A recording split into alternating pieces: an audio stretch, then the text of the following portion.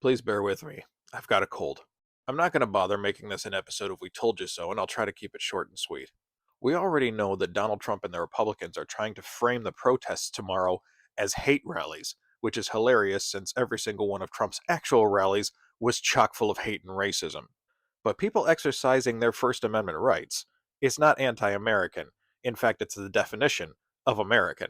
Trying to squash people's rights and trying to prevent them from protesting, that is un American. And that is the core of the Republican Party. In fact, the Republicans are so terrified of these No Kings protests tomorrow that now Trump is shutting down parts of the I 5 and having J.D. Vance do some kind of remarkable spectacle with the Navy, which includes potentially launching missiles into Camp Pendleton. Firing missiles from warships into California as part of a quote, show of force. They are so terrified of peaceful protesters that they're going to be launching missiles into California as a show of force to the citizens. Does anybody really need any more evidence that this is a fascist fucking regime? When did any president in history launch missiles into their own country while simultaneously shutting down highways and trying to file lawsuits to stop people from protesting?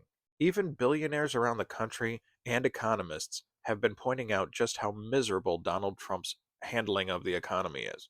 He's ignoring all of the constant right wing violence and then just blaming everything that happens on the left. This is just like Schindler did, blaming every negative thing in the country on the people he didn't like.